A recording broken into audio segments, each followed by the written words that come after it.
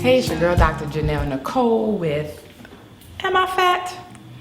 So when I moved to Florida, which is the fifth state I've lived in, when I moved to Florida, I was a few pounds heavier than I would have liked to be.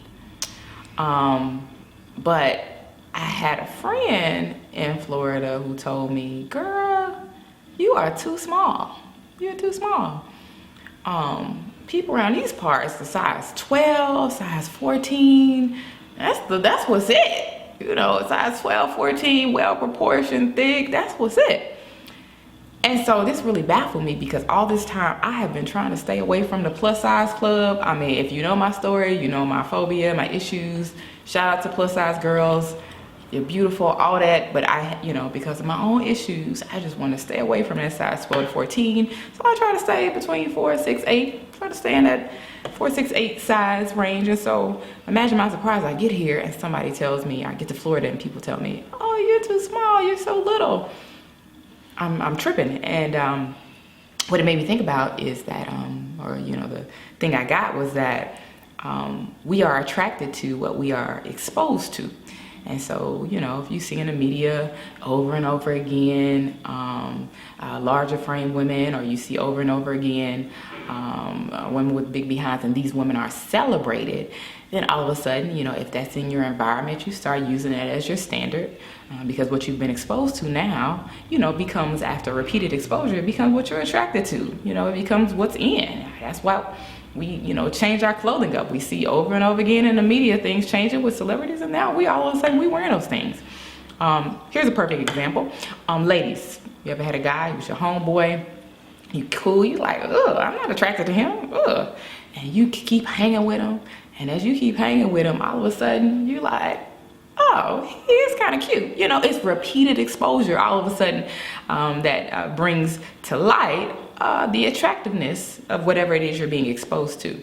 And so I say all of this to say, what we're exposed to is going to be constantly changing. So you're going to always be too big, too small based on somebody's standards. There's no perfect standard. It's going to vary based on geographical location. It's going to vary based on culture. Heck, for my culture, oh, you're too small.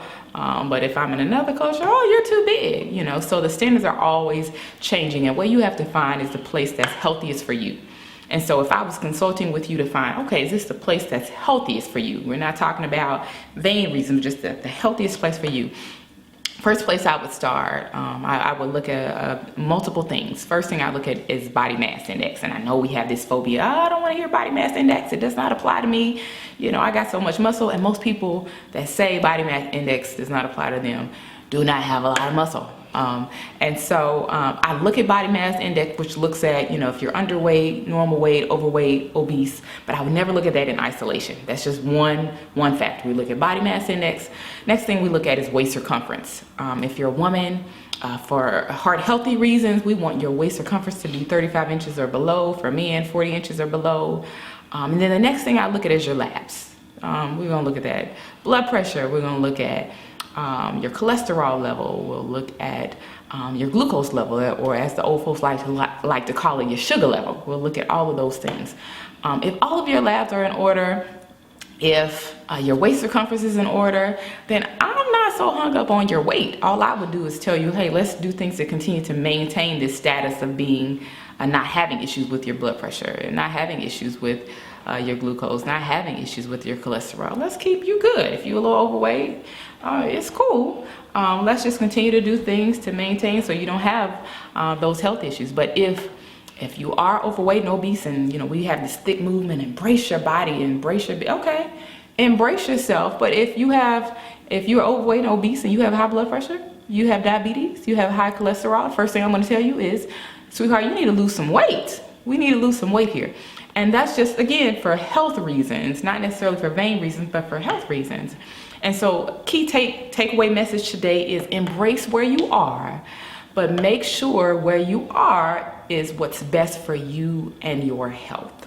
It's your girl, Dr. Janelle Nicole with Am I Fat?